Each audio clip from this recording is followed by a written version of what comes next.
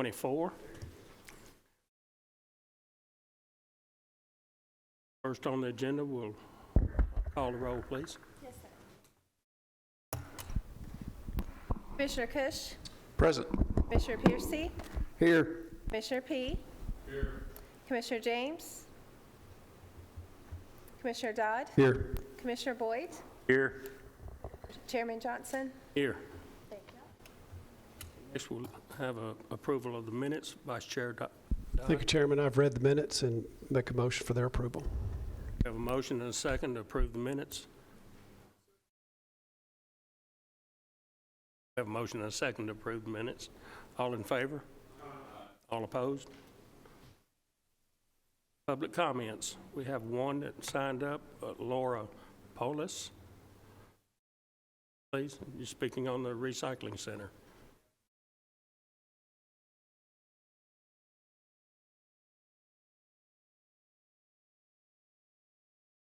Hi, guys. So yesterday I attempted to take broken down cardboard boxes to the Haley Road Convenience Center and discovered when I arrived that they aren't able to accept anything other than electronics, oil-based paint, and fluorescent bulbs until further notice. It was frustrating for both myself and the gentleman that was working there. So here I am, making my voice heard.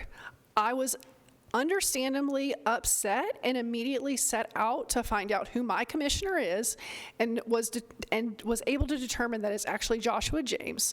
Upon further investigation, I discovered he sits on this committee and spoke with him earlier this afternoon.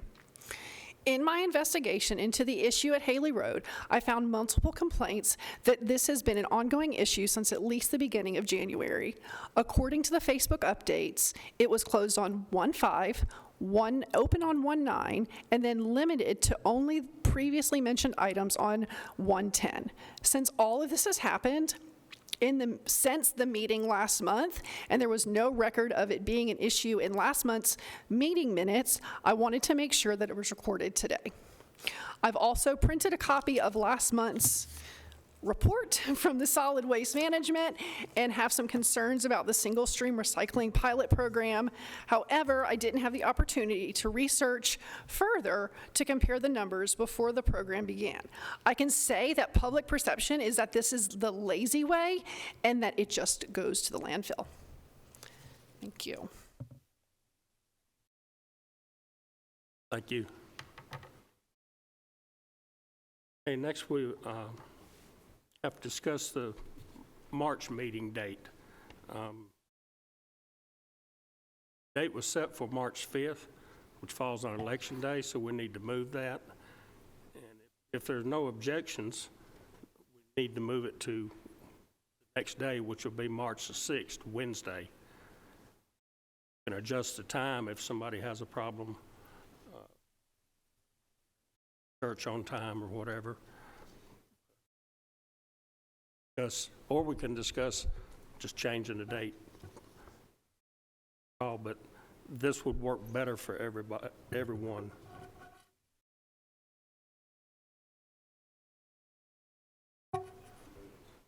Like we have no objections, so set that meeting for March the 6th. Do you want to do it at 4:30 or the regular time, 5:30? 5:30 it is.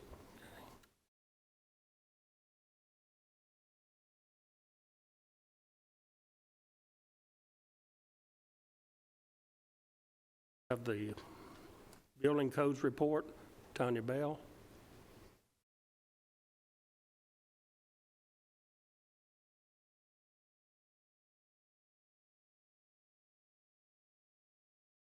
Commissioners,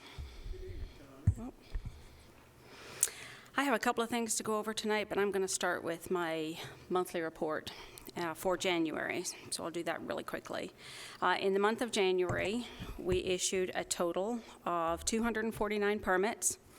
55 of those were single-family dwellings, and that is the same as I think we were off one permit by this month last year. For a total revenue of $215,956.50 in permits revenue.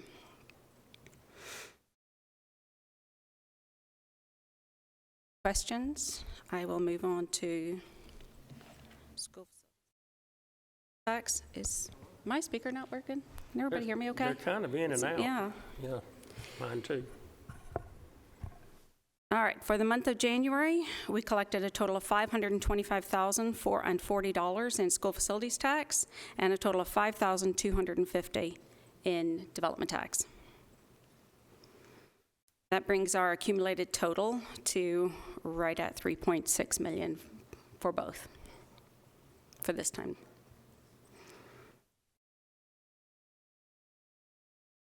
I will say that's up about almost 1 million from the same time last year.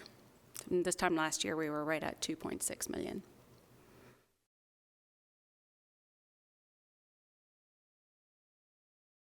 And zoning enforcement, we have a total of 126 inspections for the month.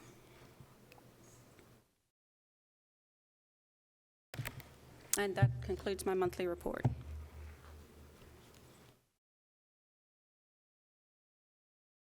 We have a motion and a second to approve the report. All in favor? All opposed? Okay. I have a small code adoption that I'm going to keep to the end. I'm going to roll right into a recap of 2023 for building permits and school facilities tax and development tax. It is not on your iPad because I was still working on it this morning when Misty uploaded all the documents. Carly left records.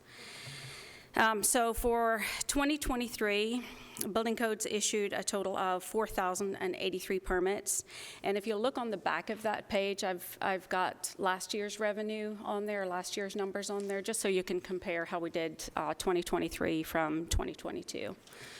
So building permits were up just a hair from the year before, for a total revenue of $1,917,189.60. We completed a total of 24,224 inspections for the year and drove a total of 106,301 miles.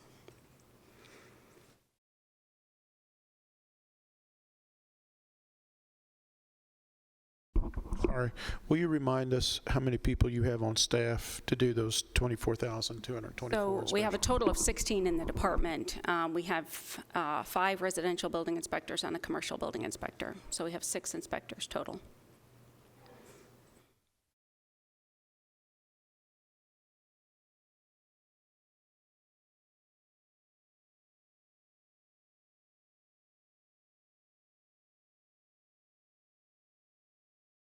Have a floater also, an inspector that floats between zoning and building.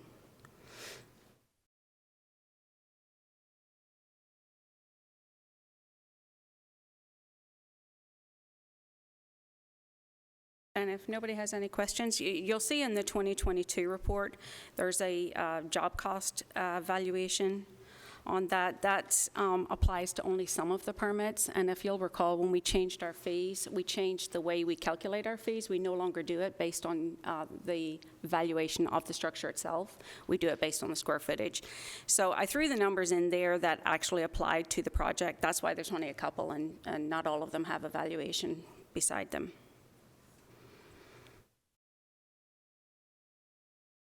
Okay, and if you have no questions on the permits, I'll move on to school facilities tax and development tax. So in the 2023, we collected a total of $6,744,613.50 in school facilities tax and a $102,750 in development tax. So this report made complete sense to me when I was doing it, and now I look at it and I'm like, ooh. So I broke it down into jurisdiction, each of the jurisdictions within Rutherford County, and then each of the units or each of the projects where school facilities tax or development tax applies. So along each of those items, you'll see the number of units. For example, in Rutherford County, we did 832 single-family dwellings for a total revenue, school facilities revenue of $1,891,694. So that applies to each of those boxes in that So if you have any questions, I'd be glad to answer those for you. The total number of units is on the extreme right-hand column. So you'll see total number of units, total number of single-family dwellings that we collected school facilities tax for in Rutherford County with Town of Smyrna, City of Murfreesboro, City of Laverne, and City of Eagle was 2,200. You'll notice down in the bottom that there was an additional 137 where development tax applied. So we collected tax or fees on a total of 2,337 single-family dwelling permits. Now, townhomes and additional dwelling units and mobile homes and duplexes may also be considered a unit or a single-family dwelling, but I broke those down separately. So you can see the total townhomes, the total additional dwelling units, and an additional dwelling unit would be where a second dwelling unit exists on a parcel of land that already has a primary dwelling unit on it. And then duplexes, multifamily units is apartments, and under the City of Murfreesboro, where I have the number 300 and an asterisk, that asterisk means that they only chose to pay the first half of the development tax. So the second half of, school facilities tax. So the second half of that school facilities tax has yet to be collected. It'll be collected at the end of the project. That's why it's almost the Town of Smyrna, their 325 units, what we collected there was 100% of the fee, and that's why it's almost double. Am I making any sense? Okay. Then the bottom two is an addition to a single-family dwelling and accessory dwellings with living space in them.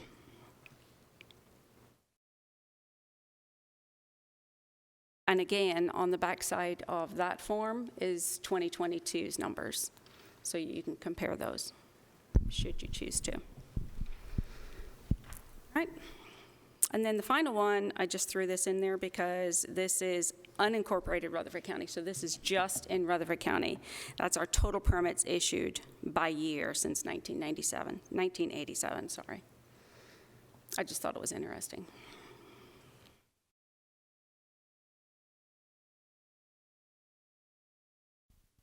Chairman, I had one question. So on the 2023 sheet, we can add up total number of units.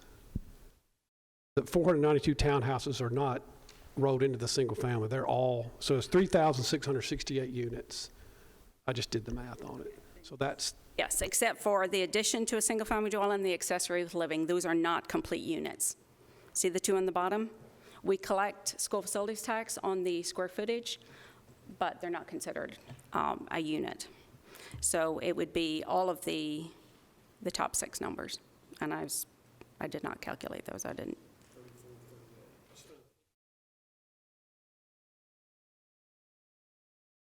Chairman, Piercy.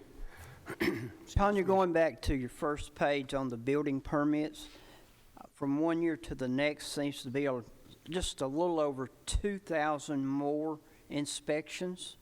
Was there any major thing contributing to that, or is it just a mix of everything? No, it's just the additional permits. We had,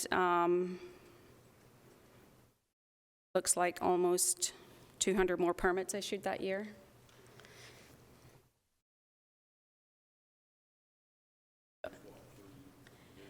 No, we average up to about 7 or 8, but as low as 4 or 5. It really depends on the method of construction. If it's a slab, it requires 2 inspections on the foundation. If it's a footing, it only requires 1. If it's a block return, it actually requires 3. We do insulation inspections. Sometimes the insulation is installed on the framing. Sometimes we have to come back for that. Plumbing line, it really just depends on what's there. Anything, and then if we have to go back and do re-inspections, if we do an inspection, we leave a correction notice, and we have to go back and re-inspect those items. So it can be upwards of about 7, 8, 9 inspections per unit, per house. But as low as if they're really good builders and their inspections are flawless and we can pass them every time, it can be as low as 4 or 5.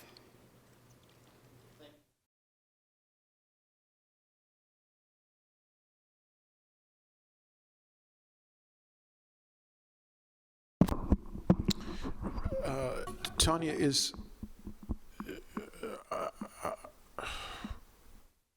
so 4 to 5 visits per site or per lot is the low side, 8 to 9 high side.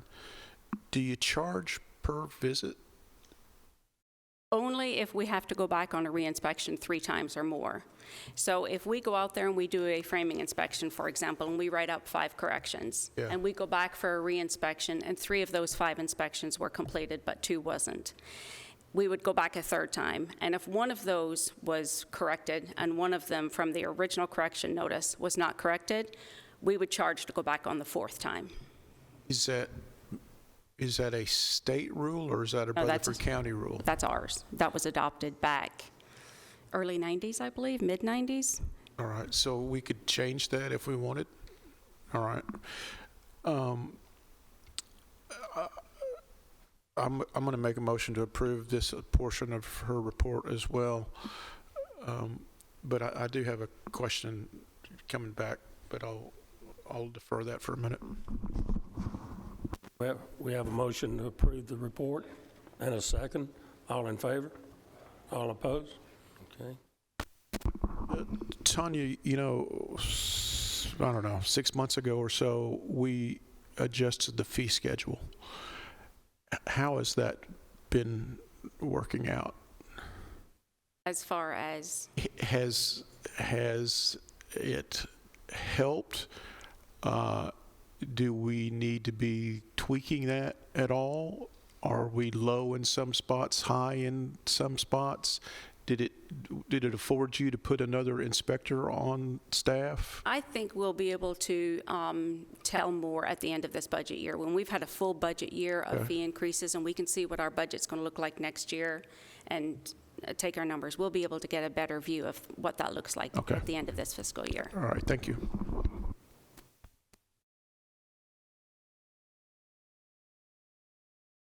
All right, and I have one final thing, and this is on your iPad. In 2018, we did a code adoption. We adopted all the 2018 series of the International Code, with the exception of the International Energy Code, which we reverted back to. We deleted some of the requirements and reverted back to the 2009. In that code adoption, it mandated a test to test the tightness of the home and the tightness of the ductwork. The code required that test to be mandatory. So it has been mandatory since 2012. We have required it as part of our final inspection. We require them to submit it. A third-party inspector or third-party company does that test, and then we require the report to verify that it passes the minimum requirements. In September of 2023, the state also went to the 2018 code, and they also reverted back to the 2009 Energy Code. However, they made that test they didn't make it mandatory. They made it optional for the builder, and they require all of the jurisdictions in Tennessee to do the same thing because they made it state law. So this amendment revises our energy code from making that test mandatory for builders to making it optional. It allows the inspector to do a visual inspection to make sure that they're in compliance with the tightness of the home and sealing up all of everything that's supposed to be sealed up, and allowing the test to be an option. And the only time really they may want to do it is some of the energy companies, Middle Tennessee Electric, et cetera, offer credits or incentives to be at a certain tightness and to verify they're at a certain tightness. So they do have the option of doing that test if they want to. But this takes it out of our requirement. It allows them to make it optional, as required by state law. Thank you, Chair. So Tanya, this is just ductwork for heat and air? Yes, ductwork for heat and air in the entire house envelope. So sealing it with a wrap, windows, the whole bit, right? Right. So currently it's mandatory. Right. You're asking us to follow the 2018 International Energy and make it an option. So if the inspector goes out and sees some less than desirable taping of the joints, things like that, he could require a test be done? And would, yes. Or Okay. require it to be corrected on site. It would be one of his corrections. So is there ever a gray area where the mechanical contractor says, hey, the code says I don't have to do this, why are you making me do this? Code only says they don't have to do the test. The test is optional. The code reads that the building official has the discretion to require any kind of third-party testing that would verify compliance of the code. Okay. And if that requires a test such as that, or, for example, an engineer's report or a Okay. geotech report, it's very similar to the same So thing. he can just say, and put his foot down, he or her can put his foot down and say, if you want me to check the box for approved, you're going to have to run this test. Well, we would have them correct what we see is a violation. So if we see something that's not sealed up properly or not Yeah. wrapped properly or something, we would have them correct that first. Okay. And that's what we did right up to the 2012. And the state has mandated this. They require us to make this an optional test. We don't have any choice.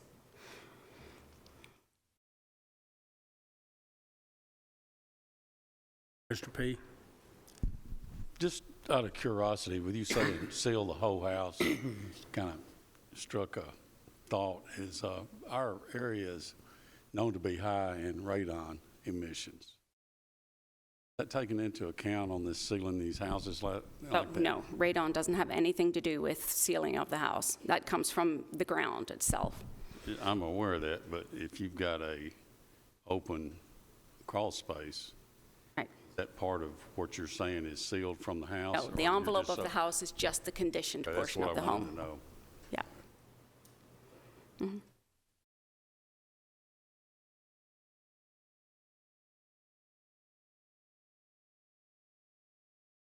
Questions? Well, I think you need a motion on this, don't you? I'll make a motion that we adopt the state's regulation that we're required to adopt. We have a motion and a second. All in favor? Opposed? That does it for me. Have a good night. Thank you. Next, we have the Highway Department. They have no report. The Solid Waste Department, Director Wagner.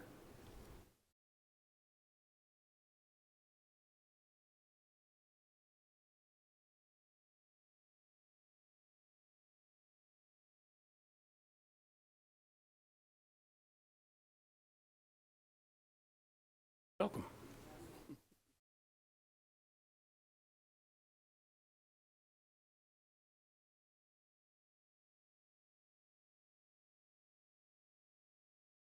Hello, my name is Bishop Wagner. I'm Rutherford County Solid Waste Director, and I'd like to introduce Matt David, Assistant Director for Rutherford County. He's going to present the report for us this evening, and I'm here to answer any other questions and bring some other stuff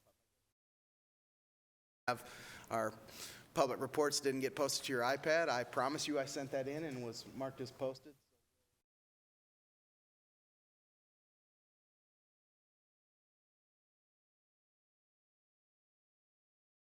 December report, Rutherford County landfill accepted 66.03 tons of brush for a revenue of $2,000. We also managed 531 tires for a revenue of $1,166.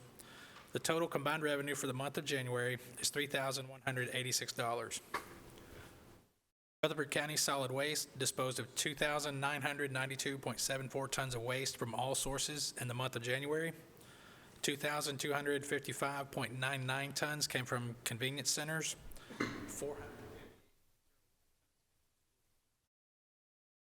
478.74 tons from all sources.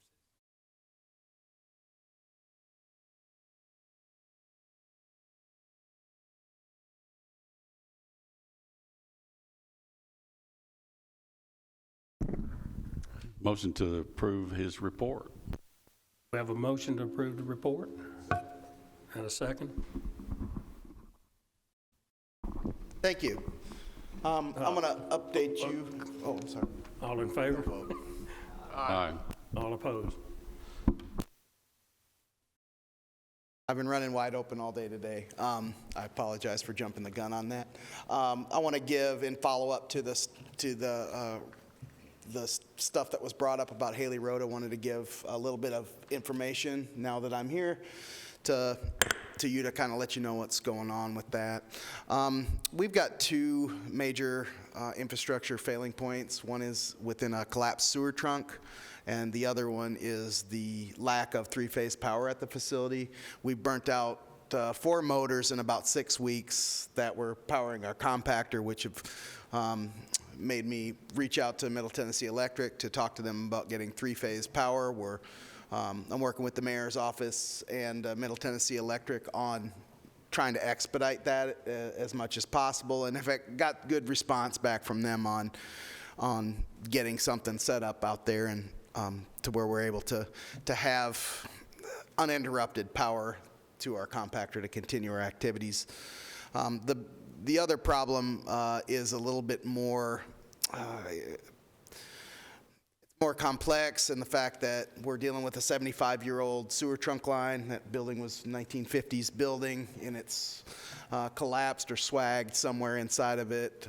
The plumbers that came out couldn't snake it far enough back. I'm going to have to cut the pad where the compactor is sitting in order to expose the line and then dig the line up.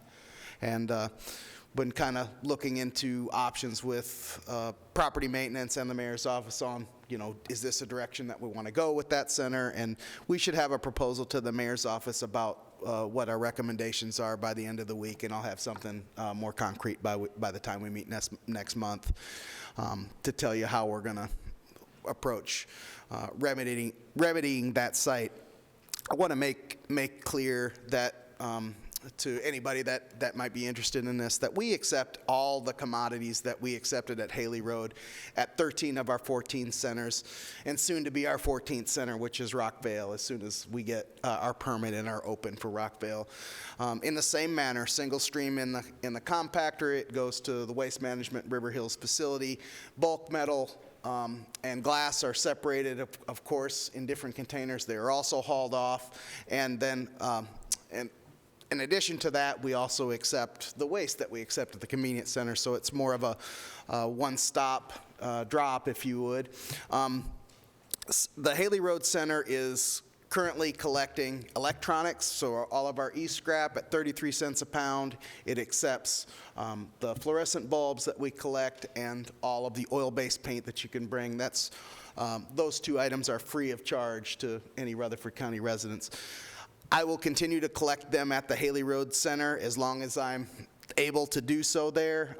If we need to move them to another center, should these remedies to the infrastructure cause a problem with being able to collect there, I'll make sure that I notify everybody and that everybody knows what we're doing and we're going with. I do not intend to stop services on the collecting of any of these commodities. It's just this center in particular that has been problematic. Do I have any questions about that? Mr. Cush. Is Haley Road the only center that takes e-waste? Yes, currently. Is there a reason? We have to accept funds there, so having the setup for the point and pay is That's the reason. That's the reason. Yeah. Mr. Chairman. Mr. Chairman.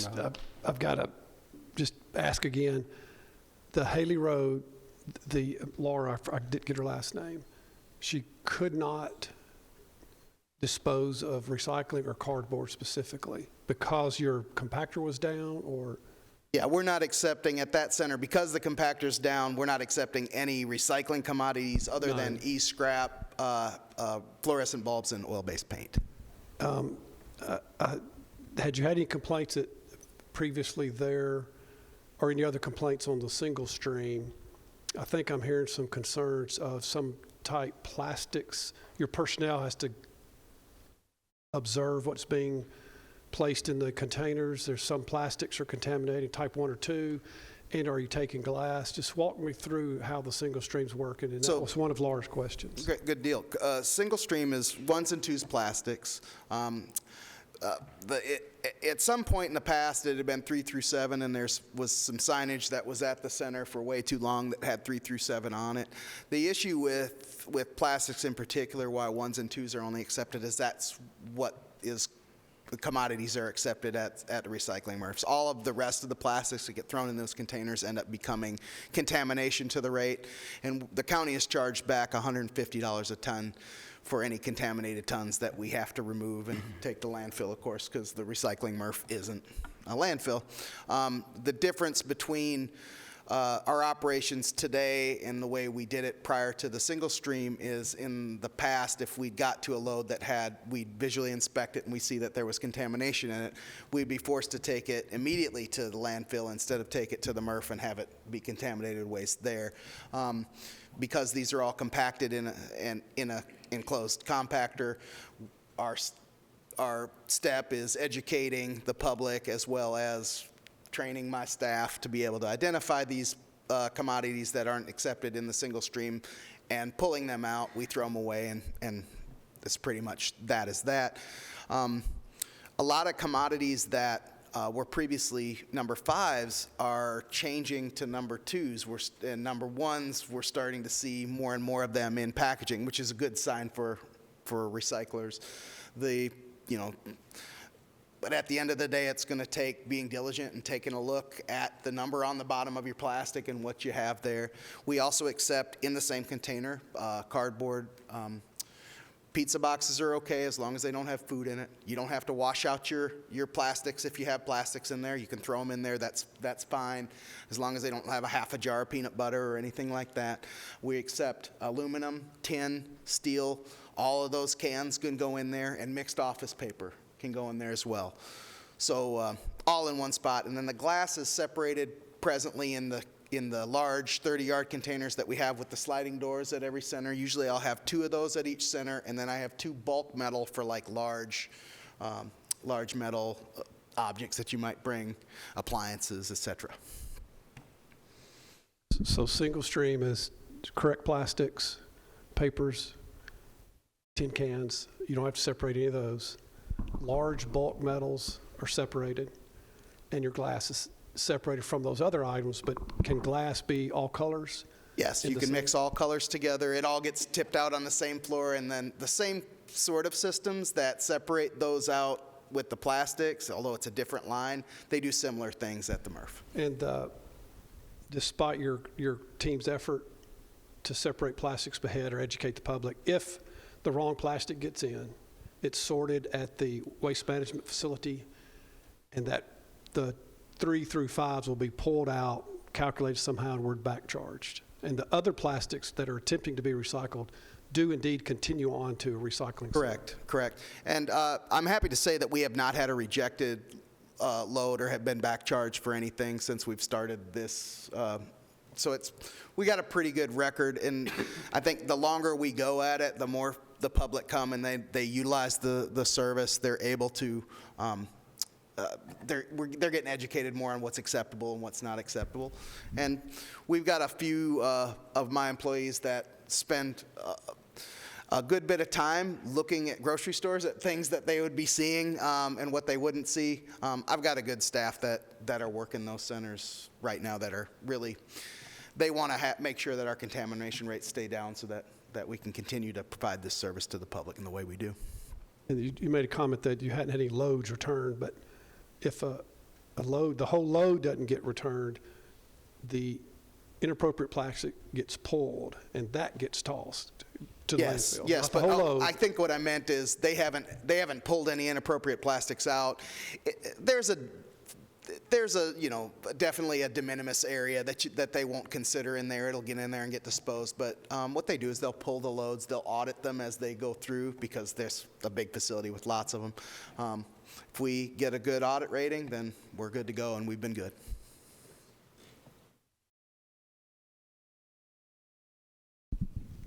Mr. P. What are your days of operation and hours at Haley Road?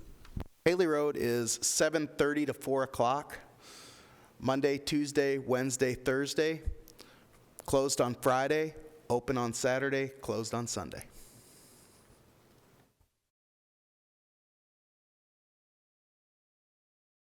I think there's a misconception out in the public that, because I've heard it several times and heard it tonight too, that we're throwing all of our recycle in one bin and it's just going to the dump. This is not going to the dump. This is all being recycled. If there's some contaminated plastics in there or the wrong plastics in there, not 1 and 2s, if the wrong thing is in there, it's pulled out at the MRF and that's taken to the dump. But that's not recyclable. That's not our recyclable materials going to the dump. That's correct. The single stream method and the way that the materials are managed they're increasing our ability to recycle, and they're increasing the amount of materials that get recycled. They're not decreasing. Like I said, the old way, and I hate to admit it, but it's been the case. We'd have a contaminated load. Let's say we got cardboard and somebody threw garbage in on top of it. I can't send an employee in there and a cardboard open top to pull garbage out. We'd have to take the whole load contaminated up to the landfill to be disposed of. In this method, we haven't had to do that since we've started it, and I think that's a victory for us.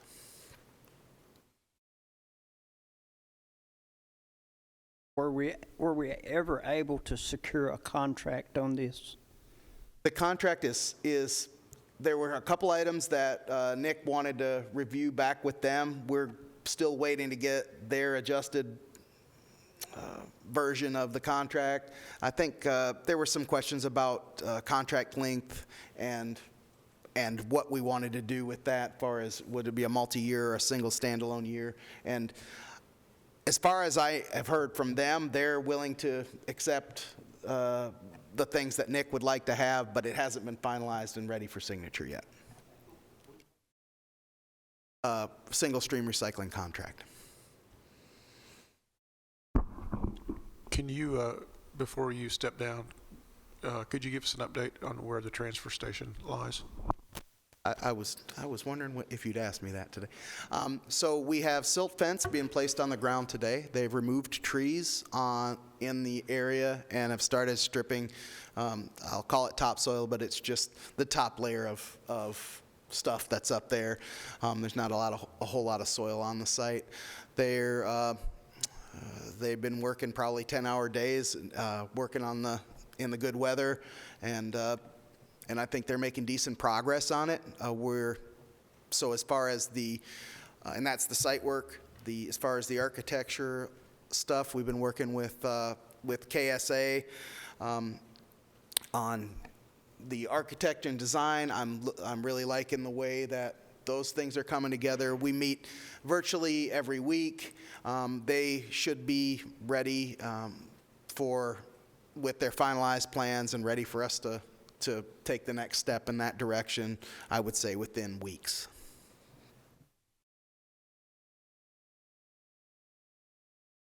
Questions? I've got one more Piercy. question. You are still a member of the regional committee, correct? Yes, sir, I am. Y'all are aware of the legislation that's been presented in Nashville dealing with our authority over landfills in our county? Yes, sir, I am. Thank you. Questions?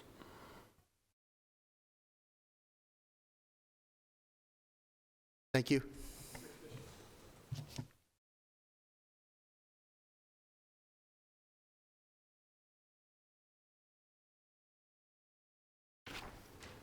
Thank you, Director.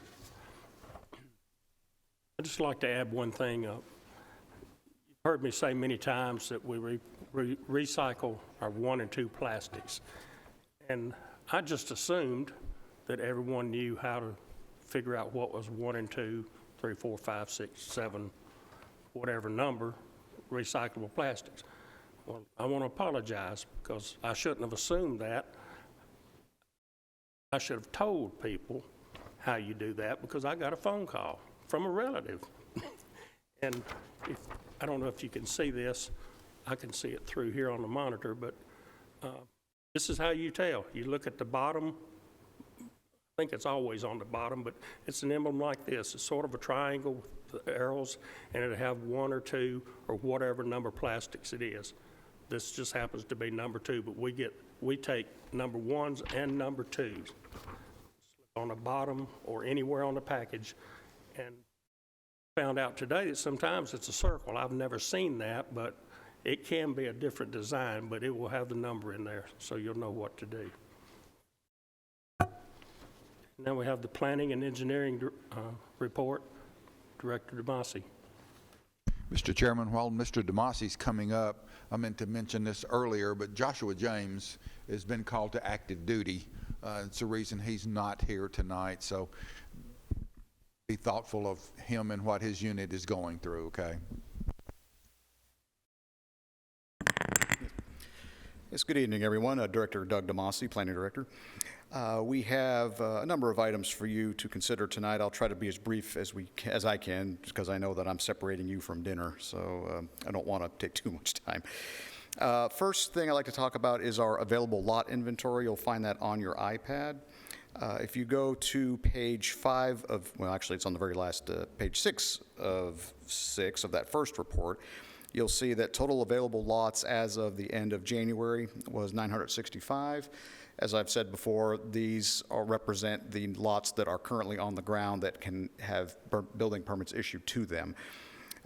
This is up a little bit from last month. We did have a couple of larger sections of subdivisions recorded, and of course with building permit activity a little less right now, just due to the circumstances of the time of year and also just the interest rates causing the issues they've been causing. You'll see that that has been going up some. You'll also see that there is a report on there just kind of divvying that up between the school's facilities tax and what's left over under the development tax. Again, development tax is always going to go down. Usually see a handful a month that are issued. School's facilities tax will be the one that varies. Along with that, you'll see on your iPads, and I won't, like I said, I won't spend just a whole lot of time on this, but I'm more than willing to talk and take any questions on this. Our year-end report, you'll see, is included on your iPads. This was presented to the Planning Commission as well, and I would really call your attention more to the charts toward the end of the report. You'll see that those would start on page 18 of 23. You can see our total available lot inventory. That kind of, there's a bar, I'm sorry, that's a line graph that goes from about 2009 when we started tracking this all the way to December of 2023, and you can kind of see how that trend line has gone. You'll see that at the height of the recession, really back in 2010, 2009, you'll see we were upwards of almost 1,700 lots. Then we had a pretty prolonged period of building activity, and you'll see that the lowest it ever got was about 548, and that was somewhere in the 2017 time frame, excuse me. And then you'll see it's kind of varied over the last several years. As of right now, it's up to, at least at the end of this past year, it was 912, up a little bit from there, as we discussed just a moment ago. The next chart after that, you'll see again that breakdown between development tax lots and schools facilities. You can see in August of 2022 is when those lines kind of intersected, when schools facilities tax started increasing beyond the number of lots we had for the development tax, and that will continue to be that way moving forward.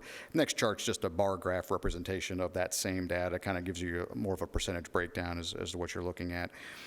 And the next chart shows the total number of lots recorded with 4 or more lots. We used 4 lots because under our older regulations, we classified a major subdivision as anything with 4 lots or greater.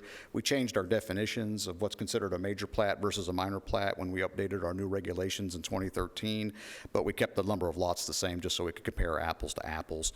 But you can see over the last few years, it's varied a little bit. It went down from last year, from 2022. You saw 2022 was 931. Those are the lots actually in the subdivisions that were recorded with 4 lots or greater. And then you'll see in 2023 that went down. Again, building activity did decrease, so I wasn't really surprised at that.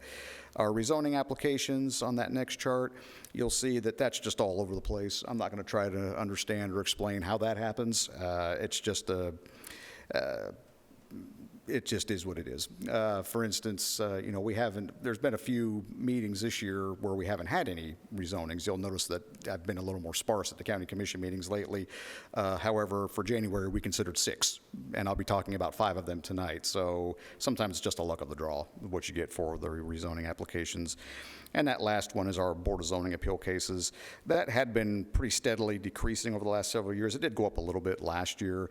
Again, that's really more of the reason for the decrease, again, has just been changes in regulation as we've gone. There are things that maybe required a variance or a special exception in the past that don't anymore, and so the number of cases has declined. So that just gives you just a brief overview of the activity that we saw at the Planning and Engineering Office as far as rezonings, plat approvals, and BZA, things like that.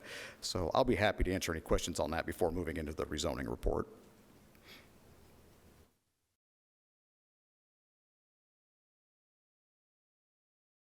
Questions? Thank you, Mr. Chairman. As I stated a moment ago, last month we considered 6 zoning applications. You'll see there's 5 on your agendas tonight for consideration at next week's Board of Commissioners meeting. The last item was recommended for denial. This was a piece of property located on the corner of Midland Road and I believe Jones Road. That one was recommended for denial. They're kind of still evaluating how to move forward or if to move forward with that, but it's not going to be on the agenda for next week. So you'll see that the 5 applications, the first one is for some property located at 7729 Highway 99. They're asking for a rezoning from RM, residential medium density, to office professional. There we go. This item actually was originally considered at the November 2023 Planning Commission meeting for consideration. At the time, they were asking for commercial services zoning in order to do a mini warehouse type development. It was deferred at that meeting. There were a number of items that were brought up at the Planning Commission's meeting, both by Planning Commission and also by those who were there who spoke, had concerns about the application. You'll see, I'm not going to go into just a whole lot of detail with this, but the issues I've outlined in the staff report, the zoning of the property for the proposed use, they are looking now, instead of at commercial services, at office professional, because it does allow that same mini warehouse use as a special exception. There was some concern in the area about what happens if mini warehouses are not what's approved ultimately. What other uses could there be? Commercial services is not our most intense commercial zone, but it does have quite a bit of allowable uses associated with it. So staff recommended he look at the possibility of office professional zoning, still allowing the use that he wants to do by special exception, the mini warehouses, but reduces the amount of other uses that could be there. It's a more restricted zone. So they did do that. There was some discussion about the amount of property to be zoned. Originally, it was just a portion. He did ask for the entire property to be rezoned just for consistency. There's an existing access easement. This property is a little unusual in the fact that there is an existing access easement that accesses several tracks to the, I guess that'd be the south of Highway 99. There was some discussion about the possibility of shifting the access because his access drive into his development is going to cut through that access easement. Ultimately, it would probably be too difficult to actually move the easement. Of course, the main issue is that he continued to provide access to all those tracks that have legal access to it. So he's going to incorporate some precautions and measures into his design should this move forward that would allow him to use a new access to Highway 99 but still preserve that access for those folks that are using it. Drainage issues were also concerned, and we assured the folks that spoke, as well as the Planning Commission, that this is something that if it gets to this point, our engineering staff takes great pains to review these plans to make sure that they are not causing any other water issues on adjacent properties. And so they look at what's currently going on to adjacent property, and that cannot be any more post-development than it is pre-development. And there was also some concerns about the amount of cut he would have to do on this property just because of the topography. He would like to work with the existing topography on the site. So again, being that this has to go to the Board of Zoning Appeals, I think we could place some reasonable restrictions on that should it be necessary. So that's ultimately, after a discussion, the Plan Commission did recommend approval of it by a vote of 9, 4, 0 against, and 1 abstention. So that was the first application, so I apologize for the amount of time that one took. Doug, if I'm not mistaken, this is a really challenging piece of property due to rocks. How else can I put it? and the possibility of it ever being developed from a residential perspective are slim to none? Correct. I think what was on the property, there was an existing house on the property. There's probably a septic site there that they could use for an office for this development, should it move forward. But to answer your question, Chairman Phillips, yes, you're correct. It's just because of the topography, and like you said, the amount of, or the lack thereof, of septic soil would make it challenging for any kind of a residential development on this property. Our second application is a piece of property along Franklin Road, 6376. This is by Mr. Richard Coyle, and it is for the Cumberland Hills Baptist Church, excuse me. Let me just get my iPad over here. The applicant proposes to rezone the property from RM, residential medium density, to institutional to build a new permanent church location. Plans include a new building about 22,500 square feet, which would have a sanctuary, seat about 325 people, nursery, Sunday school classrooms, etc. The institutional zone was created for these larger institutional uses like schools, larger community assembly uses like churches, those kind of things. It also has a very limited amount of other uses that can be there, and we did that intentionally. Discussions that we had with the applicant indicate that their access would be along Franklin Road. There is a stub street onto this property from the adjacent Royal Glen subdivision off of Embassy Drive. No plans are being made to tie into that, and I think from staff standpoint, I think we're okay with that. Typically we do like to see interconnectivity, but we also don't want to see a bunch of traffic dumped through the neighborhood. And we have received some phone calls about that, but their concept plan doesn't show any kind of access there, and I don't think we're in a position that we really feel that it's necessary. Of course, they would have to do landscaping, buffering. It'd be a type 1 buffer, and also abide by our performance standards. We did get some phone calls about this just regarding the traffic access, drainage in the area again. And of course, if this moves forward, a site plan would have to be submitted to our office for our review, as we discussed for the last application, similar to that. The Plan Commission did question whether the zoning would allow for continued expansion of the church facility. That was the reason we recommended they go for the institutional zone.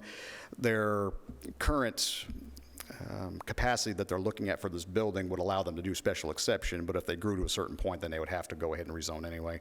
So we went ahead and just recommended they rezone the property, or at least attempt to. And the Planning Commission ultimately did recommend approval of that. So I just wanted to bring that we have received some phone calls and emails about that.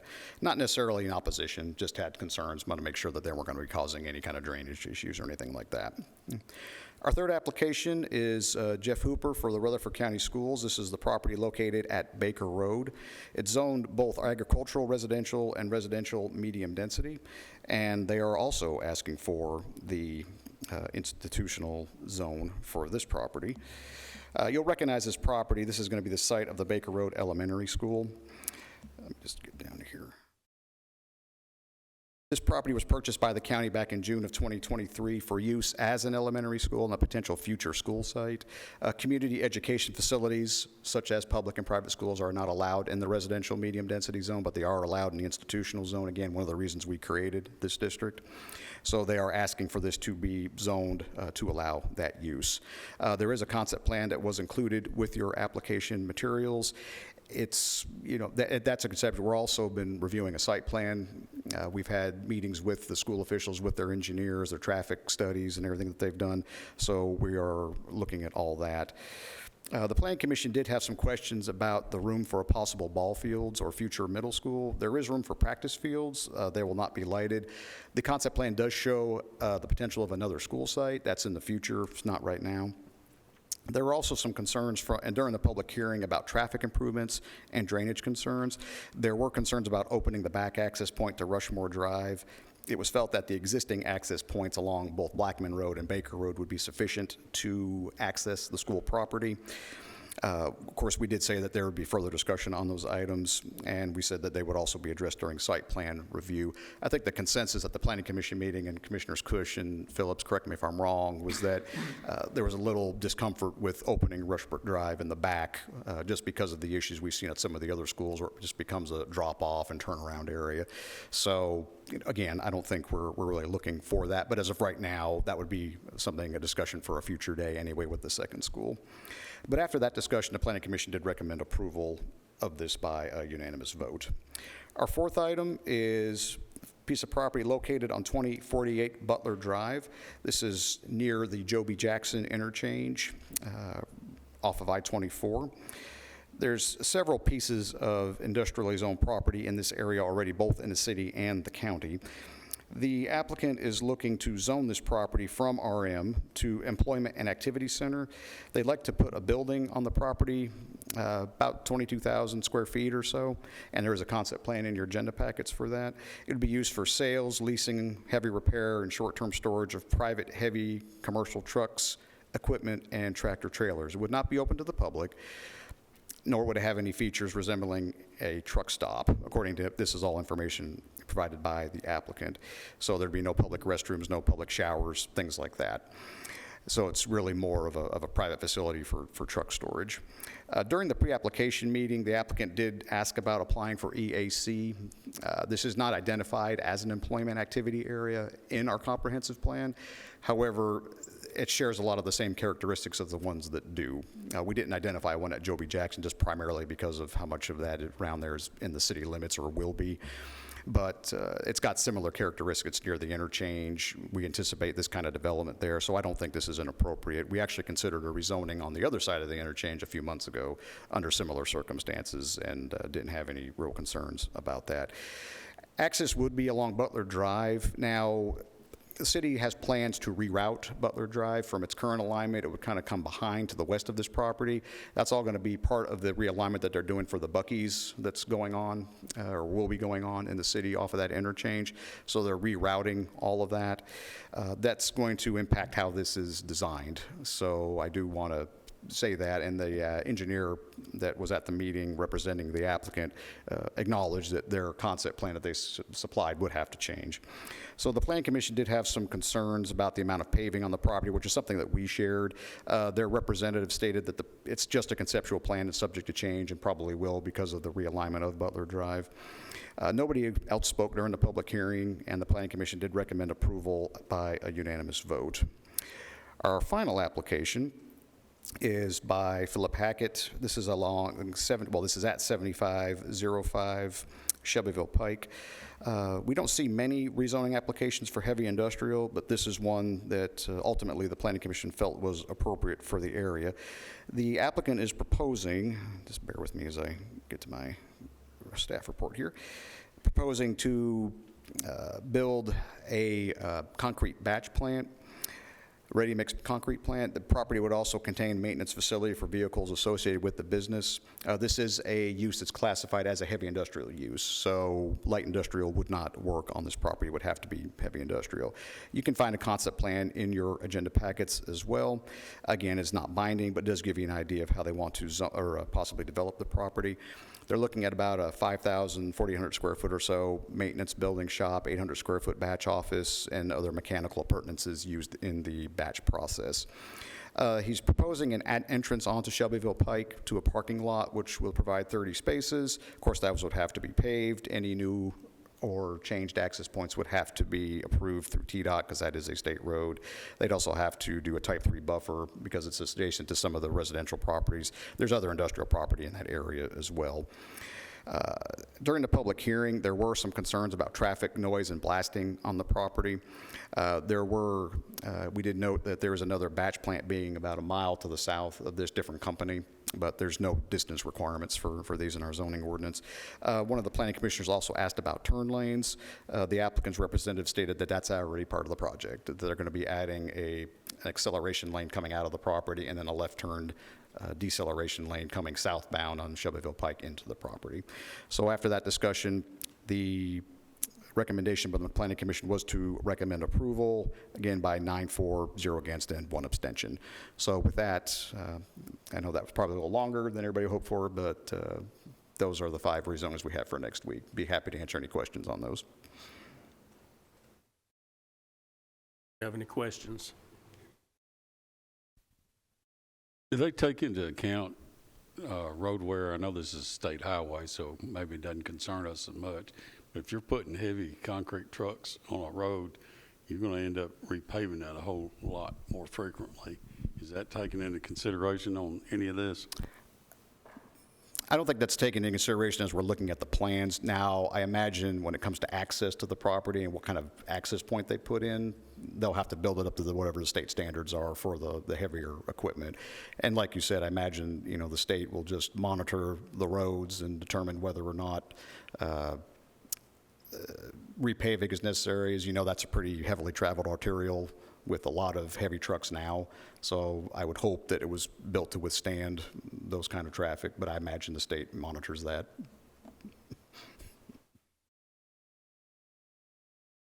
Other questions? Commissioner Piercy? This doesn't pertain to anything you just said, but I want to ask you before you sit down. Is there any way you can give us an update on our long-range comprehensive plan? Yes, sir. I'd be happy to. We actually have a meeting scheduled with them, our weekly update, well, bi-weekly update meeting on Thursday. They've provided us a draft schedule moving forward. We're hoping to have this done, early or midsummer or so.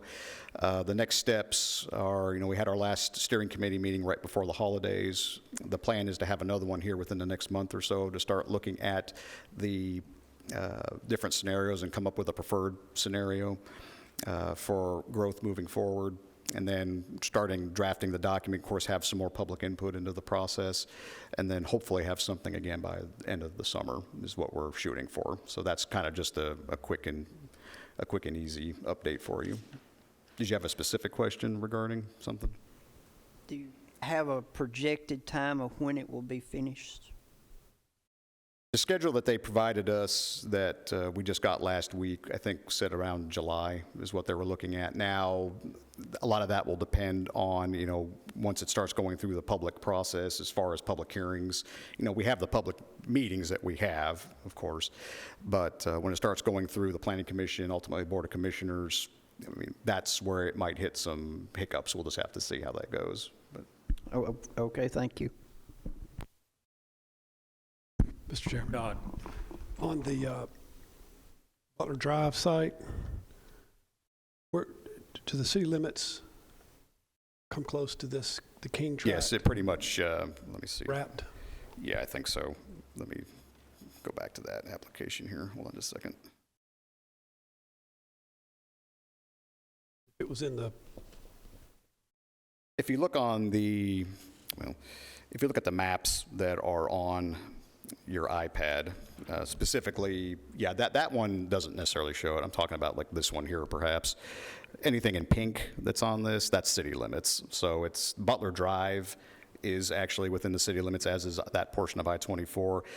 The property that the city recently purchased for use of their transfer station and ultimately some other uses is not directly to the south, but it's just separated by a row of lots right there. So it's like you say, it's pretty much surrounded by city limits.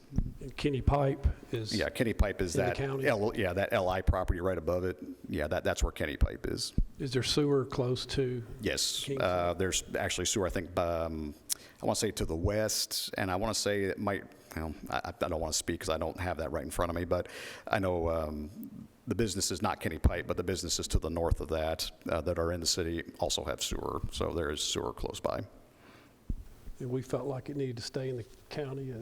Well, I think the developer didn't. wanted to, I don't know if they really needed the sewer, so they wanted to try to develop it in the county. Because when we first started talking to these folks, that was the first thing we said. Look, if you're going to need sewer, you're going to have to talk with them about annexation because they're not going to do an outside the city sewer customer. Ultimately, they decided to try to develop it in the county. And it was a unanimous approval? I believe that one was, yes, sir.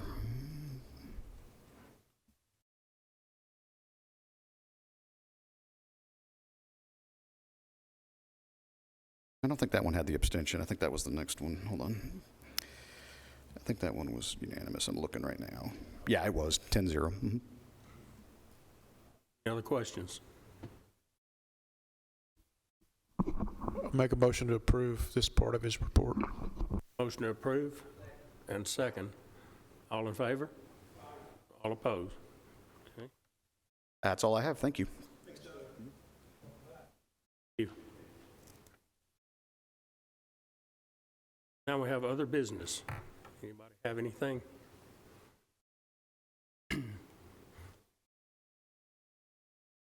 During our meeting, I had a text from Commissioner James, and he wanted us to readdress the meeting time on Wednesday the 6th, and he was asking if we could move it to the 6 o'clock.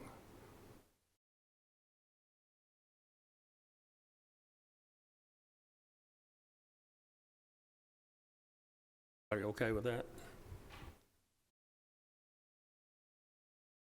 Okay, we'll adjust that meeting time. It's March the 6th, and it'll be 6 o'clock.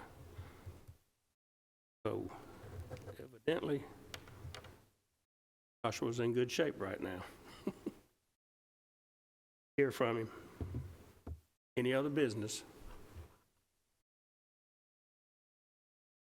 Recently, we had all this bad weather, this severe cold, ice, snow, and I just want to do a shout out to all of our employees that got out and weathered the weather, reported to work, did their job, some beyond expectations, and we really want to let them know we appreciate them.